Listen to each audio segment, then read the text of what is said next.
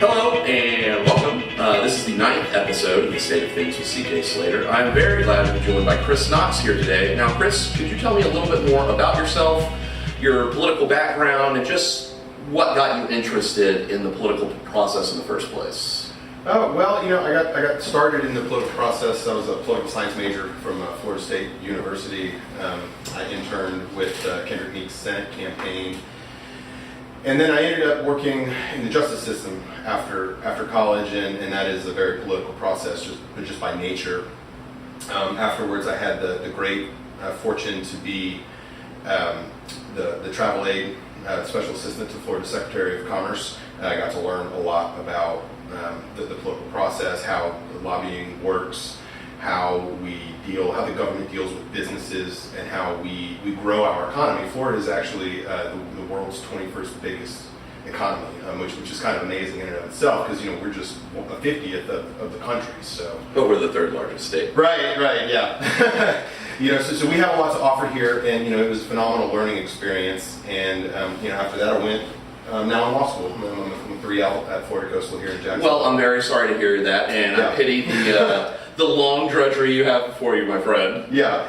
Well, it's been a great experience. It is a good school. It gets way more bashing than it deserves. I will say that. When I joked about it earlier to you, I hope you know I meant that in there. Of course. That comes from a place of love. Yes. Well, it's like the island of lost toys. Like, we've all got to get a law degree somehow. Right, absolutely. The way I see it is we're all trying to get in the club, and once you're in the club, it's okay. And to clarify what we're speaking about here, we're talking about Florida Coastal, which I also like to call Lowered Expectations Law School.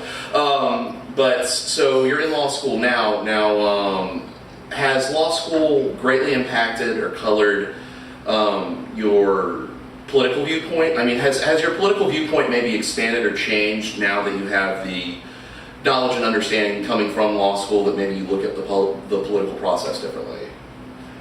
I had a pretty solid foundation as it was, so I don't know that it really changed the way I viewed the government or the system in general.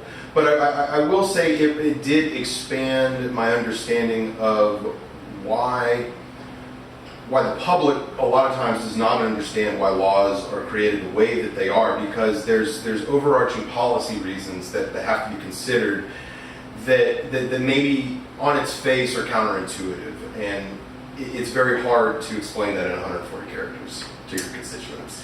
Well, I think given what we've seen in our politics lately, that most folks have basically just given up on it and gone for the 140 characters. Sure.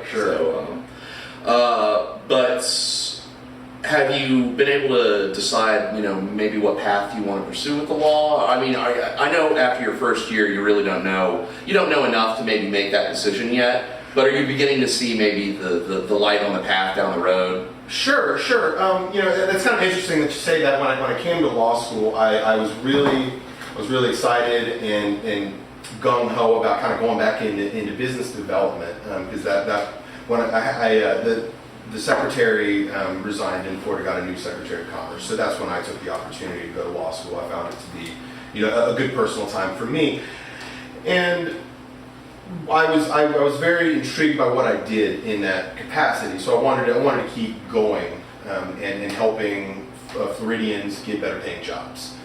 And once Trump got elected, and I realized he wanted to nominate a man like Jeff Sessions, who has a very colorful history in our nation, I realized that we don't have enough fighters doing the work for the underprivileged that I used to do at the public defender's office before I came to law school. And now I'm working with them during law school here in the Fourth Circuit in Jacksonville, and I've changed my opinion that I want to use my talents to help those who aren't fortunate enough to be able to help themselves. And so I view it as a job, as it takes a certain type of person to do that kind of calling. And I have the fortune to be able to take that type of position and flourish at it. And so I believe that that's where I would be best served. Very cool, very cool. What has your experience been so far? I know you told me you were working as an investigator in the public defender's office. Could you tell me a little bit more about your experience with the legal system working in that capacity so far?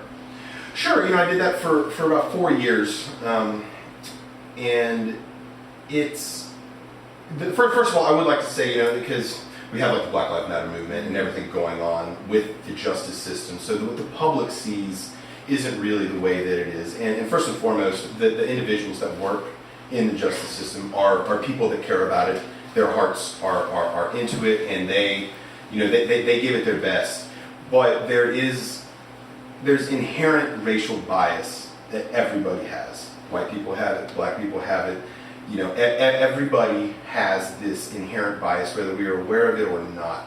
And that's okay, right? Like that's not a problem in and of itself. The problem is when we allow those inherent biases to infect the system. To color policy-making decisions. Right. Or we don't correct a problem. So, James Comey, before he was let go, he under the Obama administration, he admitted that there was an issue with law enforcement and racial bias. And, I think that's kind of powerful when you have the top law enforcement man in the country or official in the country saying we have a problem, but then you have police departments around the country saying no, we have it under control.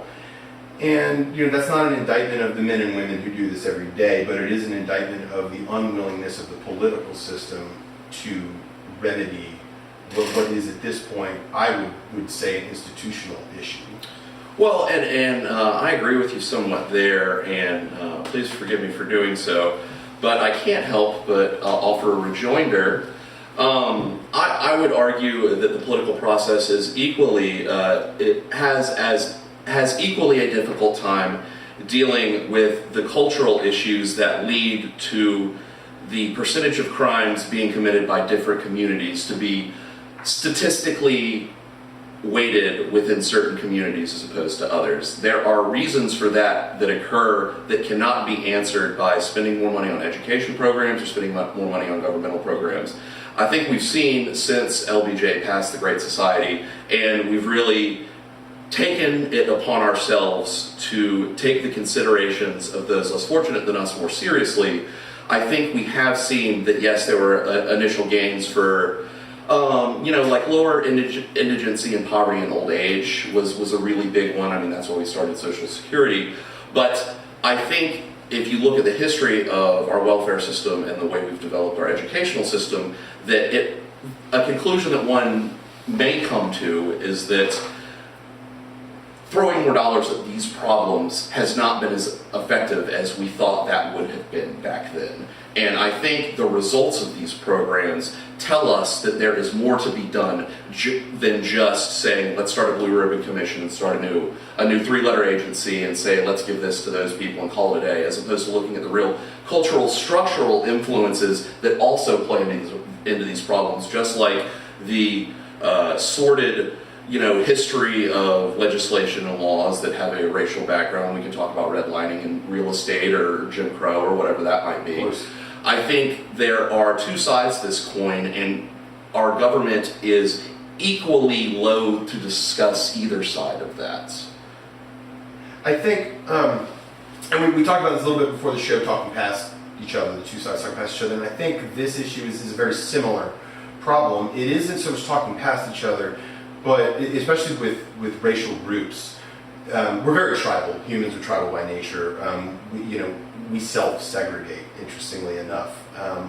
The government has to step in to fix it, but we do it on our own without government help. We self-segregate. You can't legislate against human nature. Right, exactly. And I think the problem is like we'll take the Black Lives Matter movement, for example. They are right in a lot of their assertions, but a lot of the country is, I guess, disturbed by the way that they send their message. And the problem, I think, is we are not understanding fundamentally why that group feels the way that they feel. Well, I think the same thing could be said of Trump.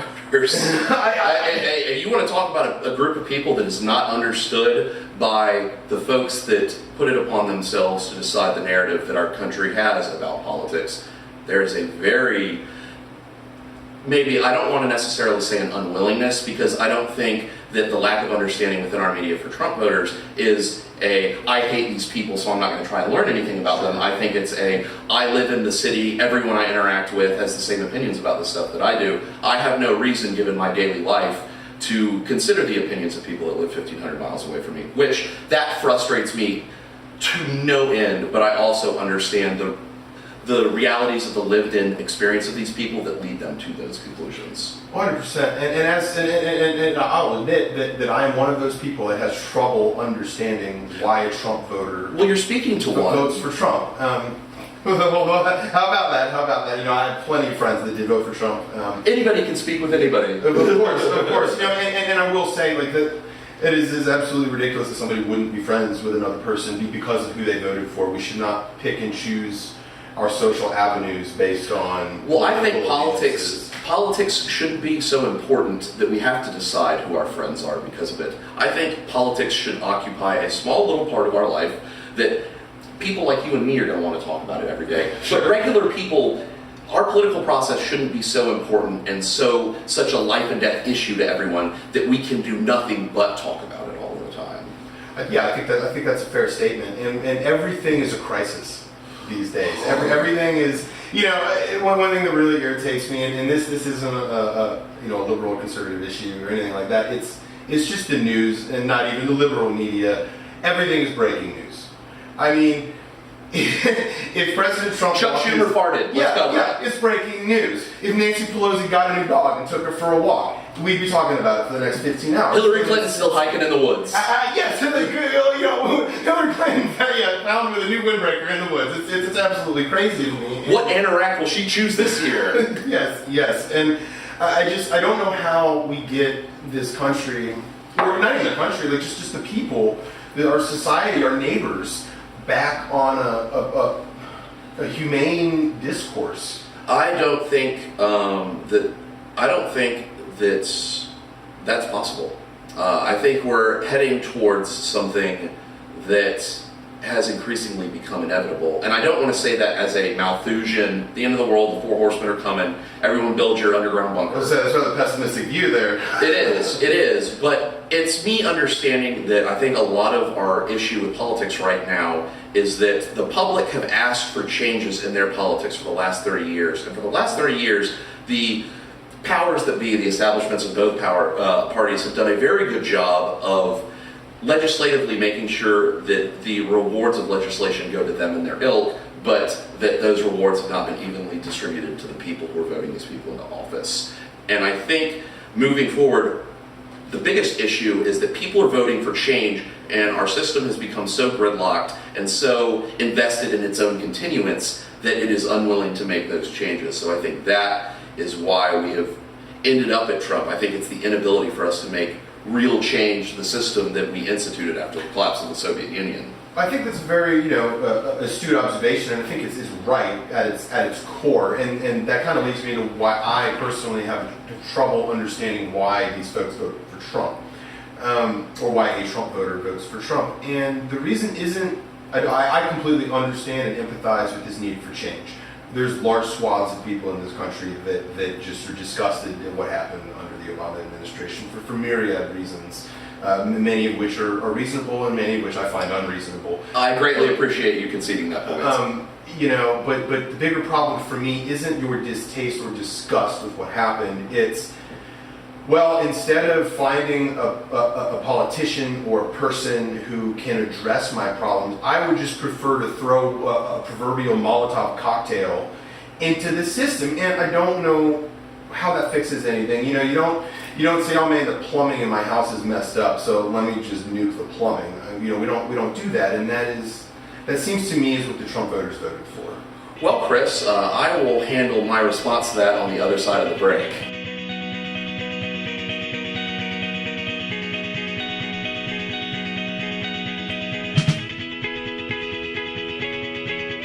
And we are back with the second segment of the State of Things, and I'm joined here still by Chris Knox. Thank you so much for joining me today. Thank you for having me. You being a current law student and me being a former, though not completed law student, I think it might behoove us to talk a little bit about the Supreme Court and why that is so important, maybe even the most important thing a president does. Would you like to talk a little bit more about how important the judicial moves an elected official makes are just as impactful as their legislative moves? Sure. Well, so as many people know from high school government class, our government is separated into three branches: the legislative, the executive, and the judicial, and they all have checks on each other. And while the Congress passes a law, it's the Supreme Court's job to interpret the Constitution and thereby that law to determine if the law is in line with what the Constitution allows them to do. And that's why we have a political argument over it all the time, is that interpretation can change depending on who the individual is doing. Well, I think one of the real reasons we argue about the Supreme Court as histrionically and strongly as we do these days is that in an environment where we can't expect the Congress to come out with substantive legislation effectively ends up occurring in the judicial branch. Sure, and that's kind of a double-edged sword, right? Because we elect our officials to handle the needs of the people. And I don't think you will find any judge, even the most liberal judge, that will tell you that they think their position should be creating the law. I mean, maybe they think there should be some moral element to the law or the interpretation of the law, but I don't think you're going to find many that say the court should be in the business of creating it. But they're forced to do so when Congress takes an action. Well, and I think there's a distinction between do they think that it is their job to effectively legislate when the Congress won't, versus asking them, when you look at a legal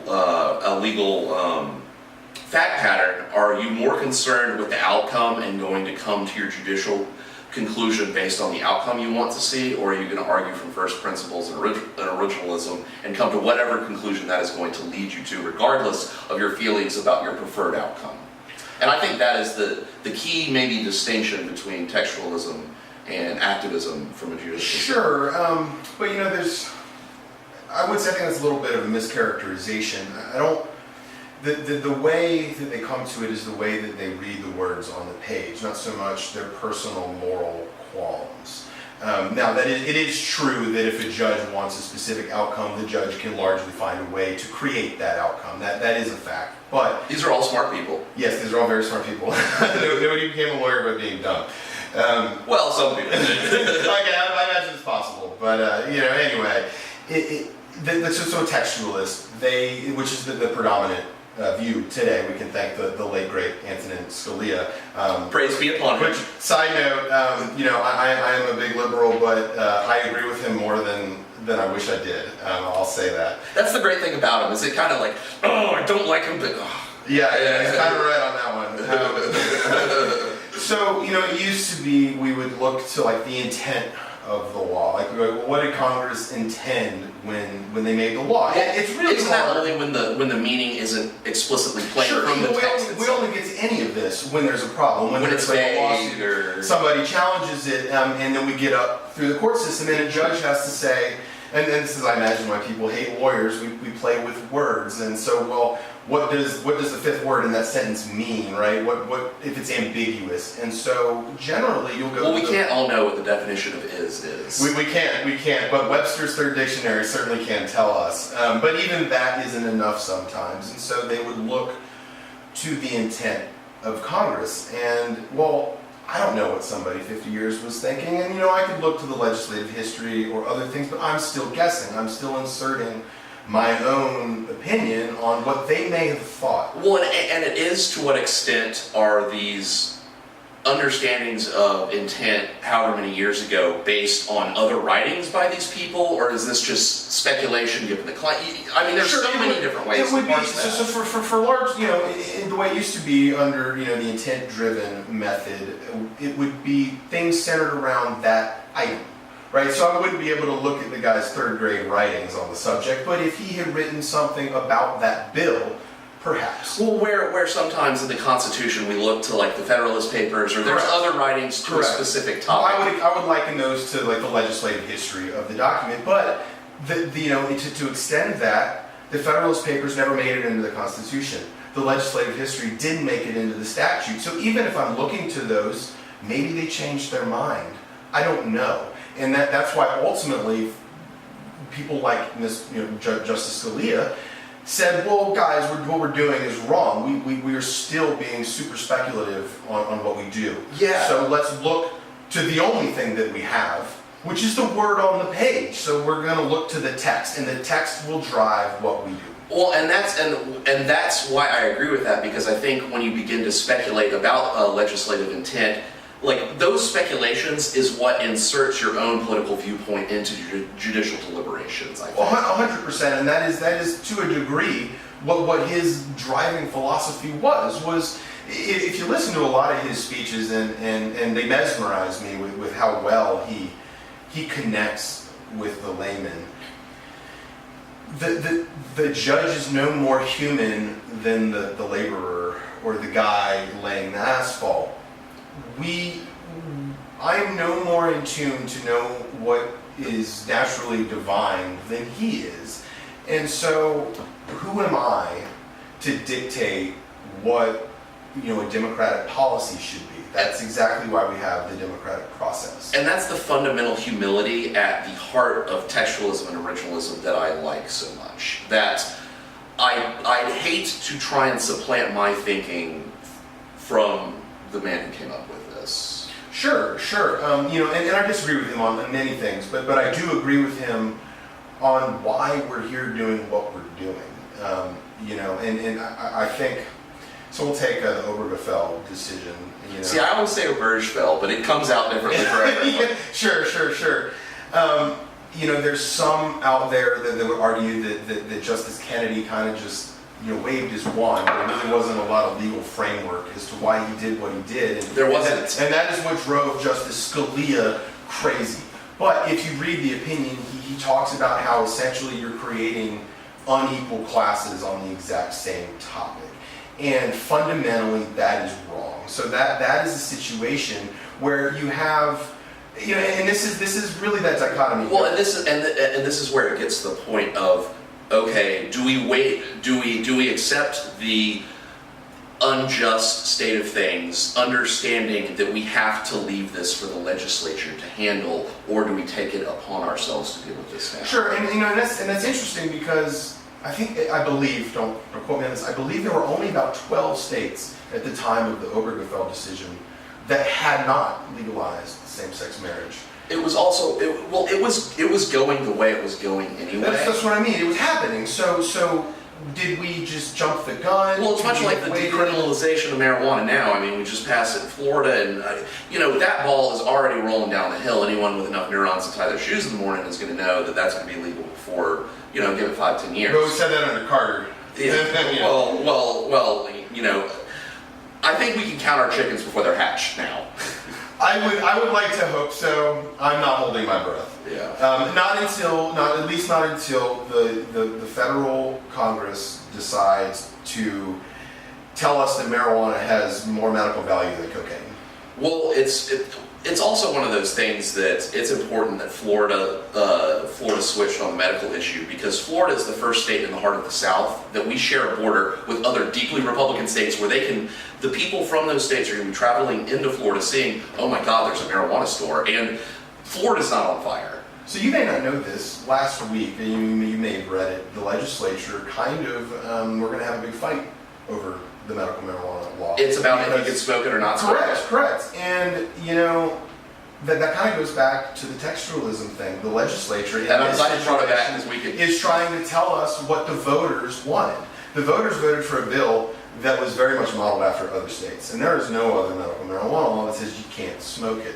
And so I don't know, and alternatively, this is a legislature telling me what's good for my own medical health, right? Well, they're not doctors, or they're not my doctors, so there's no reason they should tell me what is and isn't acceptable. Well, you have to kind of view these things relatively, being like, okay, where we are now from where we were 10 years ago is a completely different place. It's a baby step situation.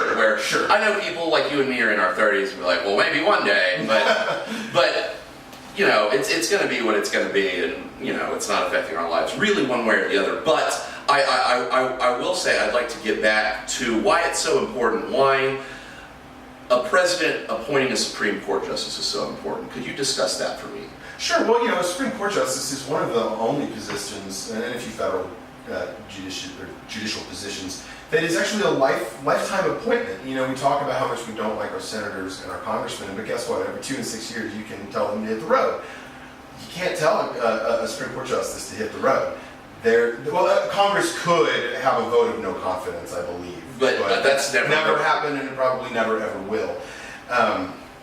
Justices don't talk enough to piss people off bad enough to... Right. Well, even then, how would you prove that you don't have, you know, a lack of... I just think that's a non-starter all around, and just bad policy, because then you have the political optics of, well, is he just trying to get a new appointment to the court? But back to the lifetime appointments. Well, it's important because you can't change it. So take the 2016 election.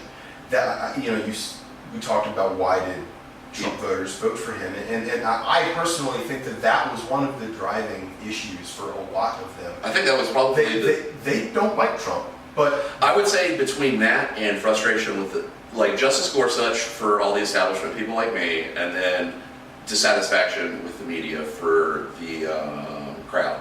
Right, absolutely, and so to them, they thought the balance shifted, you know, their world would upend. But that is also why you have so many Democrats that are just livid, myself included, over the Gorsuch nomination, because it was essentially stolen, and we had to change the rules. No other Supreme Court nominee in history has had to get less than 60 votes. George W. Bush had a nominee who couldn't get 60 votes. Lower court justices used to not have to. That is true, but they explicitly said we would not. Let me stop you. We're gonna get into Harry Reid and arguing with each other. Let's get back to why it's so important that when presidents make these decisions, though.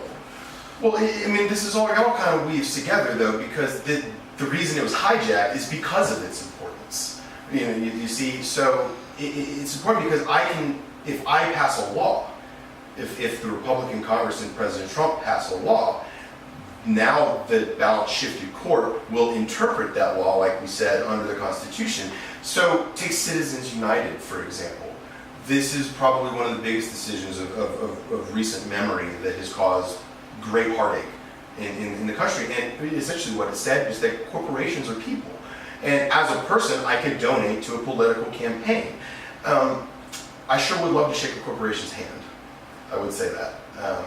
But that is why it's important, is because if Judge Gorsuch hadn't been there, perhaps whoever Hillary Clinton's nominee would have been would say that a corporation isn't a person, or that the Voting Rights Act shouldn't have been gutted like it was 2 years ago. But that balance will carry on long beyond the sitting president.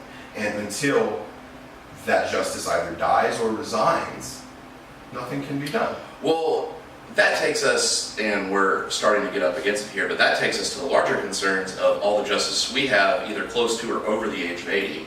Ruth Bader Ginsburg's 83, Justice Kennedy's like 81, and one of the other ones is like 79. Yeah, I believe Kennedy is indicating he is looking at retiring. But I have thought about that a lot, and I actually think he'll wait till after the midterms, because I think that he thinks it'll be better for the country politically. It's too much of a decision to have 2 Supreme Court justices before you've given the public an opportunity to, how do we feel about this? I think he's probably weighing it in that sort of a viewpoint versus like I'll have someone to replace me who's conservative. Like there's just so many different considerations there. Right, and I think that's an appropriate viewpoint to have.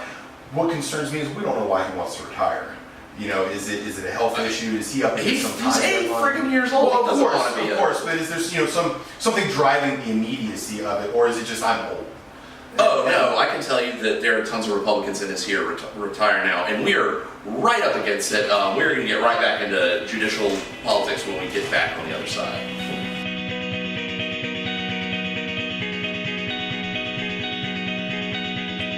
And we are back here with the third segment of the Same Things with CK Slater. Joining us still is Christopher Knox. Christopher, we ended or would you prefer Chris? I go by Chris, but either one is acceptable.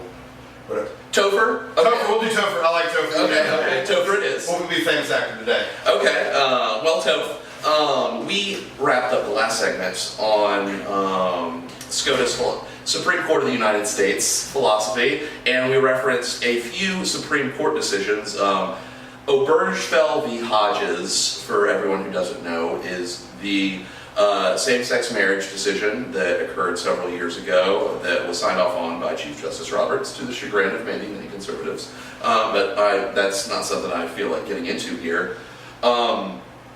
But I'd just like to get back to the importance of the judicial branch of government, and despite the fact that it may be the least understood branch, how it has really far-reaching tentacles that impact every level of government. Oh, 100%. I mean, I think kind of as a baseline understanding, when we think of laws in this country, we think of things that the legislature passed and that the president has in fact signed.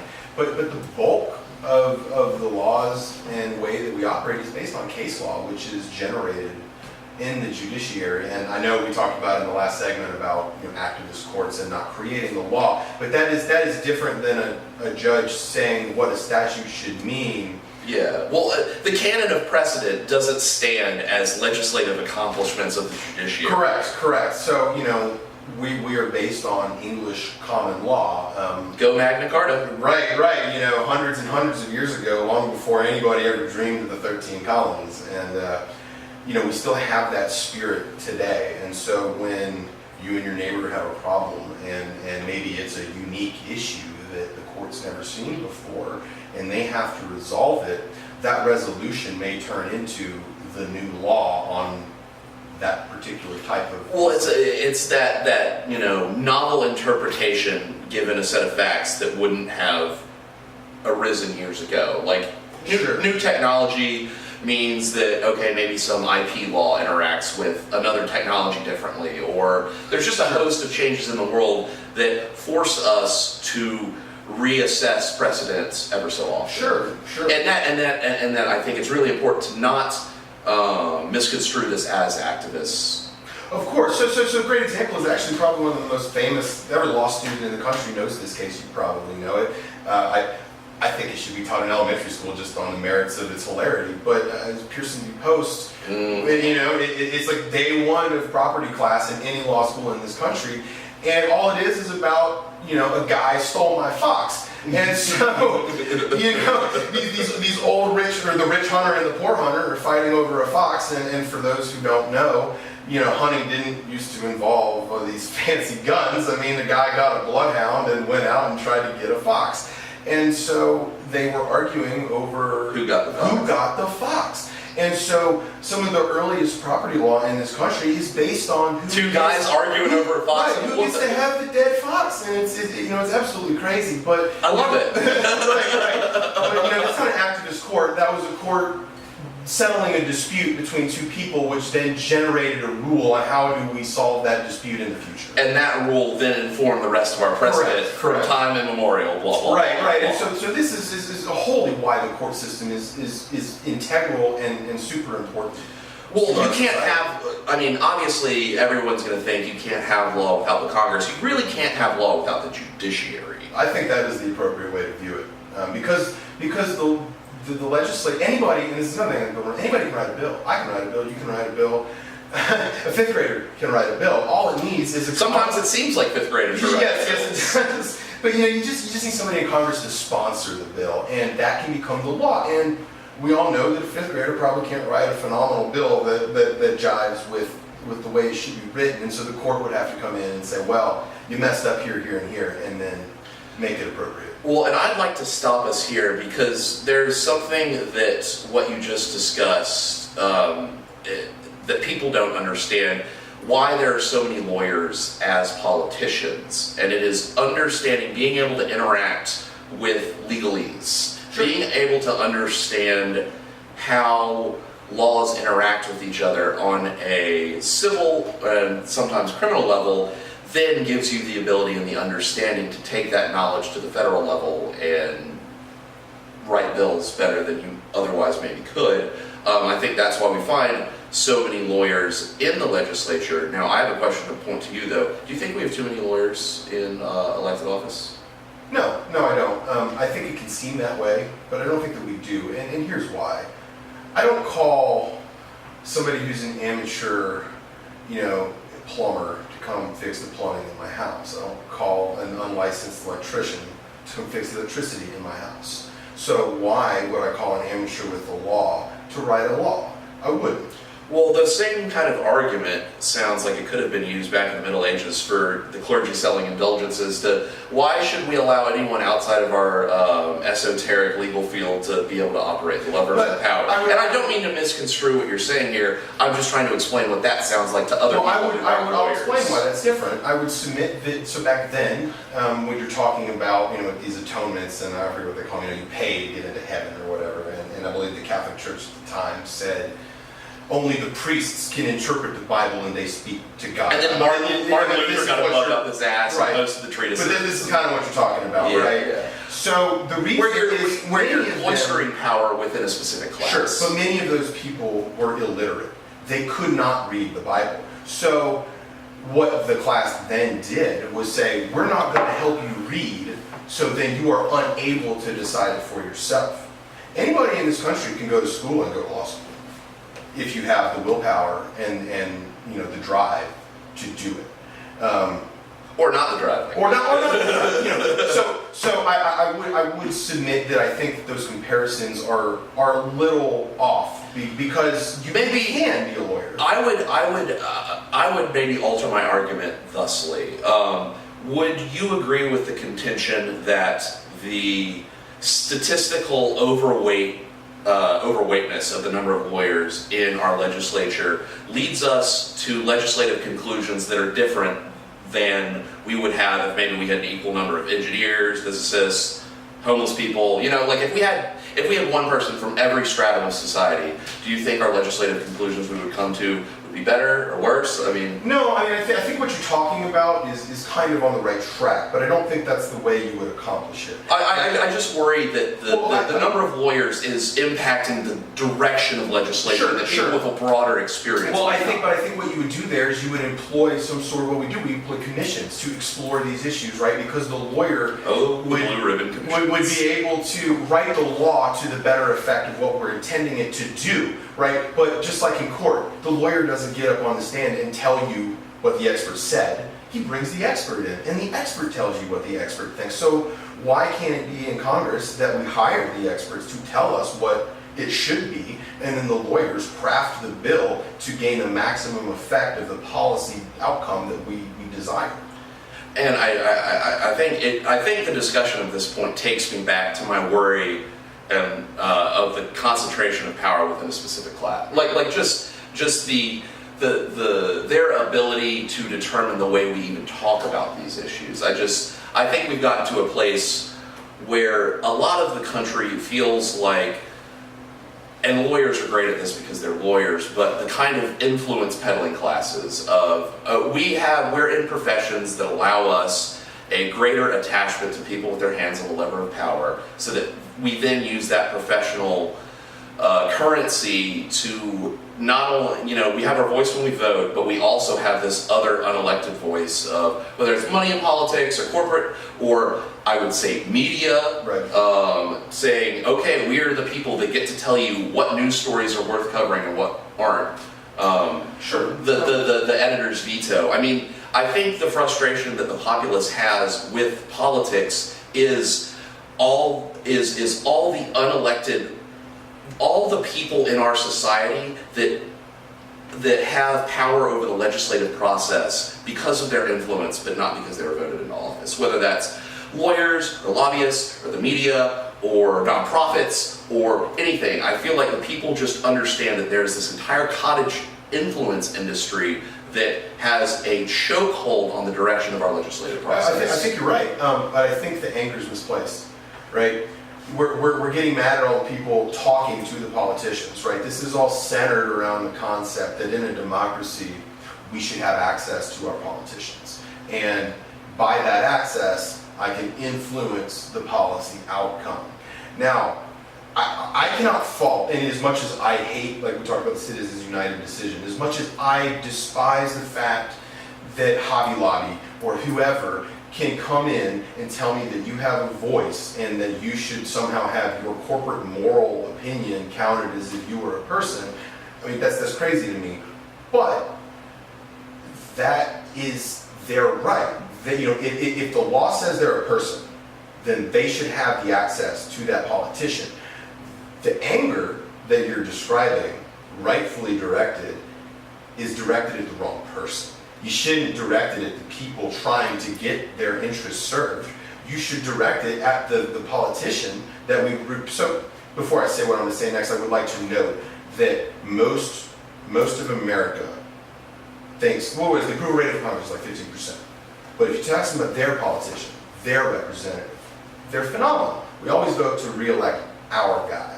We don't get mad at our guy for taking the special interest. Well, when you have, every source of news telling you should hate all these people for 4 years. Well, sure, but you know the guy you voted for, and oh yeah, that's Billy. He's a great guy. I knew his dad. Right.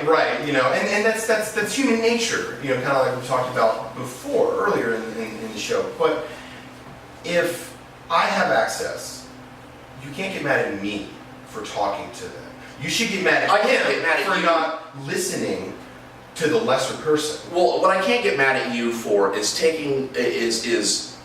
maximizing your representation under the law as it stands, with every tool at your disposal. Like, I shouldn't get, it's like getting mad at people for following all the tax, getting all the correct deductions. You're going to tell me I'm stealing from poor people, but if you were in my same position, sure, you would do the exact same thing. And maybe voted for Trump because he was brilliant for doing just that. And that same argument that they loved in Trump, they're now flipping and saying, well, but the special interests, right? They're doing the same thing. They're being smart. You shouldn't be mad at the special interests. You should be mad at your politician for not caring about what you have to say over those special interests.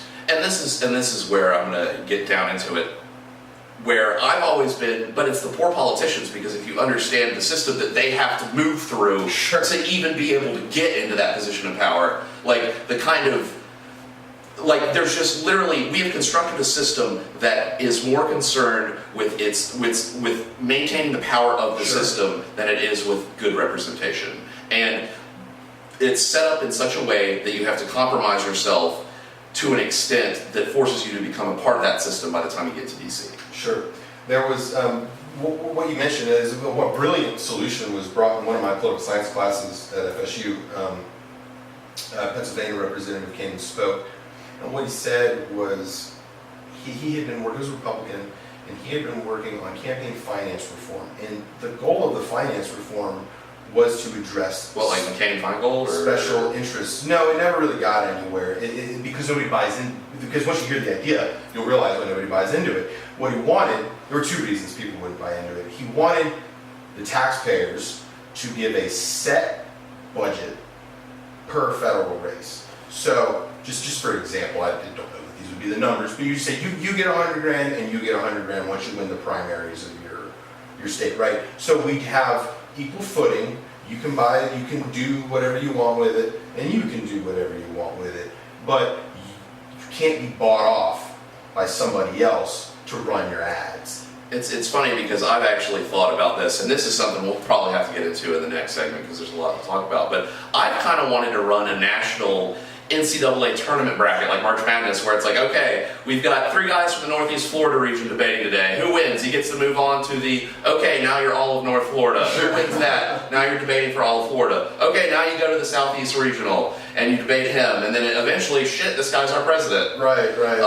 Where I understand that as you move up in those tiers, you can increase, but I do recognize the reality that there needs to be something done. We need to increase access to becoming a politician to people who didn't have, daddy's money. 100%, and that access and politicians hearing the public, I think, is one of the largest issues in our system today. Well, I think our time constraints are going to force me to put a bow on that there, but we will come back and start talking about the same damn thing in a couple of minutes.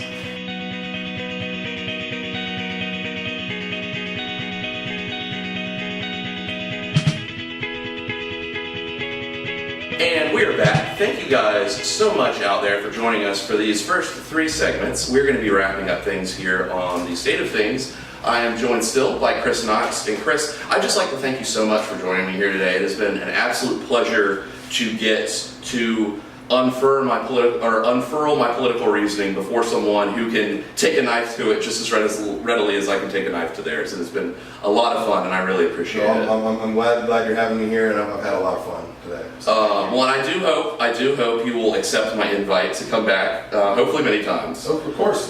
But we wrapped up the end of the last segment speaking a little bit about the frustration the populace has with lack of political access, and I think a lot of the frustration in our politics now is that people don't feel that they're voting for change and change isn't happening. They're voting for change and change isn't happening. They're voting for change and change isn't happening. Right. So could you dive into that a little bit and just maybe speak to the emotional currents within the electorate as you see them?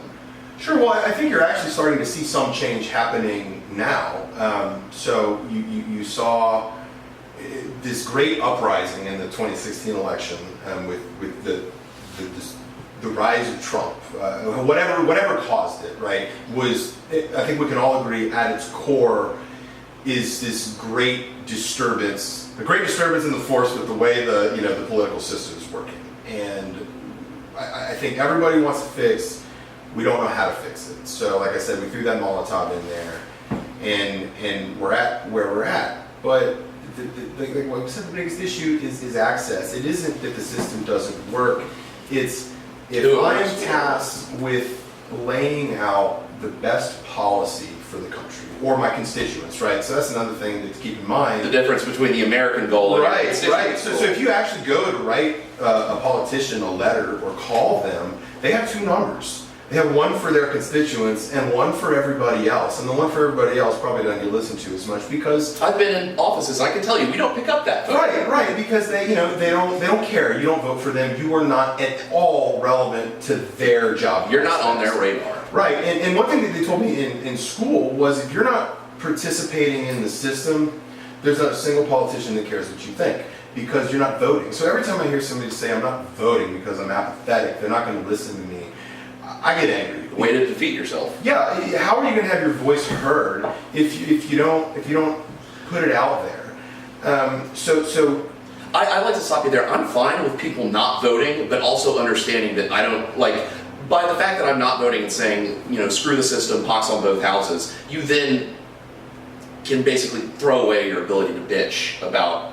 Not throw it away, I understand everyone has a right to complain about the way the country is being run, but you have to put that you had a chance to make your voice heard. You chose knowingly not to do that. I felt that way for a long time, actually, and I don't anymore. And it's kind of recent that I came to that change in heart. And it's because it's so dismissive of those voters to say, well, you didn't use your opportunity, so you don't get every voice. Well, guess what? Their tax dollars don't stop being taken because they didn't vote.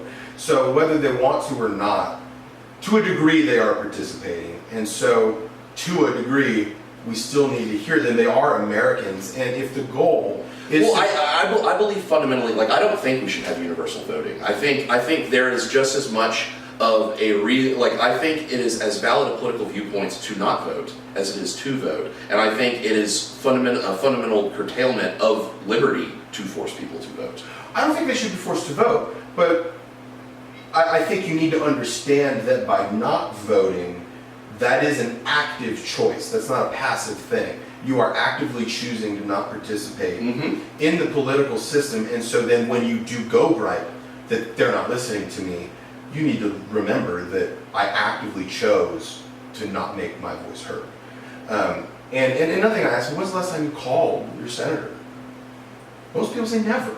I got an email from Marco Rubio yesterday. Well, I did too, but I go to fundraisers. I don't call them. Sure, yeah. But participation is a better way. God, that was so right? conceited and shitty of me to say. I'll forgive you. Thanks. But really, it's anger coupled with apathy, and that is a recipe for no one to listen to you. That's the way I see it, and I think the bigger question is, how do we energize the people? And I don't mean the folks like you and me who read this stuff every day, who are interested and informed. I'm talking about the guy with 5 kids. I don't think you do. I don't think people. And this is something I've read recently, that it's worse than you think. If you were to take the number of people who can argue what they politically believe from like first philosophical principles, it might be like 1 in 10,000 people, probably even less than that. I hope that's not true. Well, no. And I'm saying that's even among like people on CNN, like who know how they feel about abortion, but don't know why they feel what they feel about. Right. They can't take it all the way back. Now, those people interact in politics more than your regular person, but the group of people who understand politics on an ideological level is so small that I don't find it surprising at all that the Bernie bros and the Trump people who interact with politics on a cultural level, where politics for them, for the Trump bros, it's like, my dad takes me out to the Arkansas River and we shoot guns off the boat. Right. And for the Bernie bro, it might be, we go to some fair trade, like, strawberry picking fucking thing and wear Birkenstocks and do whatever. Like that for them is politics, because they are never going to be the kind of people, like, I don't think it should be expected of people to interact with politics the way you and I do, because that's something that's never going to happen. Right. And I would say, this is an observation, and this contributes, I think, to this discourse, and I'm just as guilty of it as you are, referring to them to the Bernie bros and whatever, that those are caricatures because they are true, right? Like, we would joke about stereotypes as if a stereotype just, came out of thin air. Which none of them do. Right, but it is true that they're not representative of the group as a whole, but that does exist. And so we need to remember that these Bernie bros and these Trump diehards are the outliers. Your average American doesn't give a shit. They just want some help, and they want to be able to pay the bills. I'm almost to a point where I don't think I know what the average American wants. Like that was, I was the establishment Rubio guy going into this election. I was, fuck, Trump's a fucking idiot. It needs to be Rubio. He needs to have listened to the autopsy from 2012. This is all right. This is all right. This is all right. And it got to about Christmas, and I had to pull back from everything and be like, CK, you were wrong. Trump is connecting with something in the American populace that is bigger than how stoked on your own intellect you are because you read the National Review. Like, you need to take the concerns of these people that for so long you've thought you're better than seriously.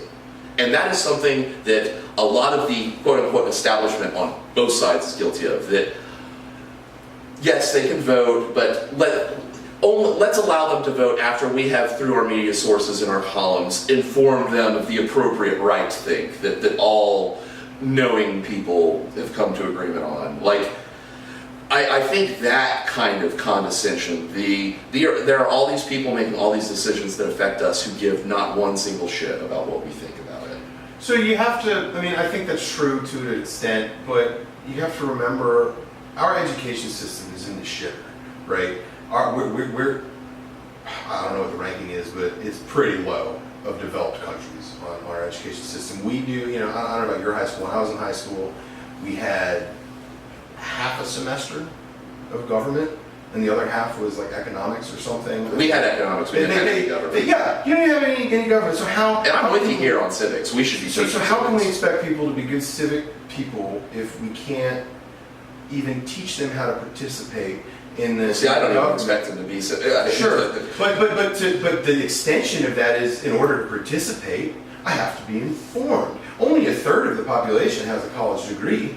I wouldn't really characterize the high school degree as, a ton of education. It's enough to... I wouldn't characterize college as a ton Sure, of but education. it's enough to get by, but it's not enough to make world decisions. And so hold on. I might want to stop you there. Is there a level of education that you have to have rise out to? Okay, now you're acceptable to make world decisions. I'm just saying, is there you have to be this tall to ride the ride before you can operate the levers of power? And sorry, I'm just playing devil's advocate. I think that's a loaded question, but I'm gonna bite and I'm gonna say, yeah, I think there is to hold a position. I think that there needs to be a level of intelligence to do it, and I think you're seeing kind of with Trump. Well, and that's all I want is the intellectual honesty to be able to say that. Yeah, I'm gonna bite that bullet. And I'm gonna agree with it. Now, I will say, there is a flip side. So when our country was founded, you had to be a white landowning male to vote, right? And part of that theory was, well, they know what's best. And I think that type of thinking is kind of bogus, right?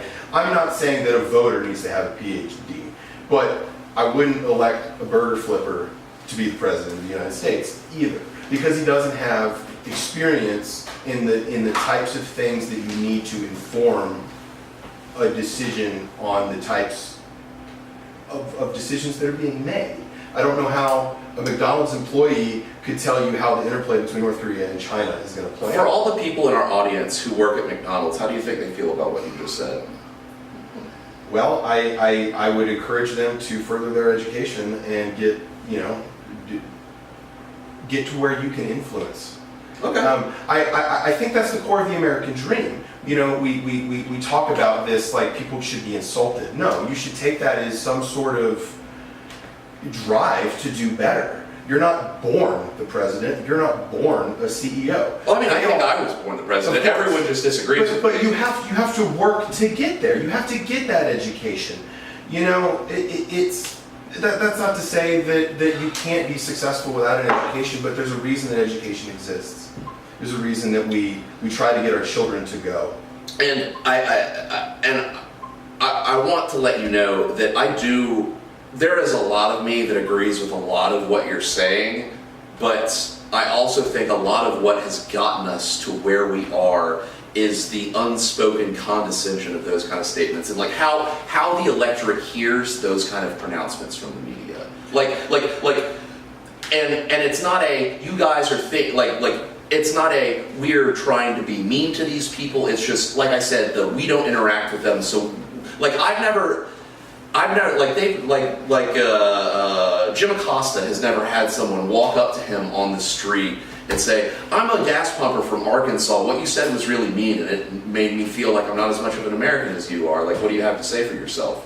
They don't have that interaction. Sure. Whereas the people in flyover country turn on the news. Well, they used to turn on the news and get talked about. It used to be that they had to turn on ABC, NBC, CNN back in the early 90s. Now they have Fox to wallow in so that they don't have to listen to everything else. Sure. But I think that that slow bifurcation of our news process has led us to this kind of niche space where we're all cloistered in our little epistemological bubbles that, we don't have to hear stuff we disagree with, which is why I'm trying to do this. Sure, I would say that, I think to a degree, that line of thinking is an extension of everybody gets a trophy, right? If everybody gets a trophy, everybody has an opinion. And everybody can have an opinion, but that doesn't mean your opinion is as valuable as the next guy's opinion. Well, see, I'm to the point now where I think plenty of YouTubers' opinions are way more valuable than the people I see on CNN or anywhere. I read people who aren't in the New York Times. No, when you say valuable, do you mean more people watch them, or they're? I mean both. More people watch them, and they are forming better opinions than the people I see on TV, because they don't have Jeff Zucker saying, "Oh, well, we'd love to cover the G20 or pulling out of the climate pact, but Russia's really hot right now." So here's my take on that. How much of that is due to corporate sponsors, whereas a YouTuber? No, how much of that is the profit incentive of, okay, we're calling ourselves news, but what we're really trying to do is just make money. Well, that's what I'm saying. I have ad buyers, and I need more eyeballs on my show, so I'm going to talk about Trump's ridiculous tweet yesterday, or the Prince William's wife had a kid. We're going to cover that for a week, right? That's not news that we need to hear about, but the advertisers love it.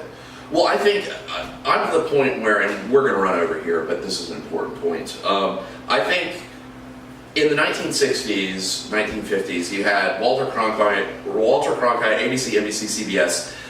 You had your news was coming from one of three places, and they had to cater to such a large swath of the American electorate that they had to have a bipartisan message. Like, it was the nature of their business. As the media space is bifurcated and balkanized, the name of the game became selling your type of news, not selling the news. Sure. And it went even from being your type of news to selling what you think about the news as fact, as opposed to, like, the vast majority of what occurs in journalism is opinion and not It's punditry. It's not journalism. It pisses me off to no end. All I want to know is what happened, and Sure. you to have the trust in me as your reader to come to the conclusions I can come to from Sure. that. And that's why I think that is what I think is maybe the fundamental issue people have with the news. Is I don't want to hear what you think. I would agree. Yeah. Yeah, 100%. I would agree with that. You don't give me the important news either. News in America is politics. News in America is A&E. Right. I have to go to BBC or some other outlet to read about the many conflicts that are happening around the globe. I mean, in America, we think it's Syria and Syria only. But, I mean, there's hundreds of conflicts going around. There's like, what was it, Coney? Erdogan, the guy in Africa from a couple of years ago. That was the biggest thing on Facebook. Erdogan staying in power in Turkey. Sure. And you know, there's all kinds of issues around the globe, and they are all worth exploring. But if you live in America, you have no idea that it's happening. Well, I also can understand because, you know, people in Europe like to look down their nose at us, but we're also, you know, Europe is like the Southeast, but every state's, like, we know what's going on in Georgia, we know what's going on in Alabama, like, we know what's going on in our area. Those are different countries for them, Sure, so they get to act. But like we're talking about participating in the American political discourse, this is an increasingly globalized economy, globalized world. We need to be good global citizens, and that starts with covering more than just American politics. Do you look at yourself as a global citizen or an American citizen? I am an American that lives in a global society. That's a relatively solid parsing of those words. I think we are up against it here. But Chris, you and I could go on all day and drink all the liquor in this bottle and probably scream our friggin' heads off. But I just want to thank you one more time. This has been an absolute pleasure, and I look forward to doing it again. Thank you all for joining us. This has been a pleasure from my end, and I hope it has been a pleasure from yours. Please do like and subscribe below if you've enjoyed the content, and I look forward to seeing you next time.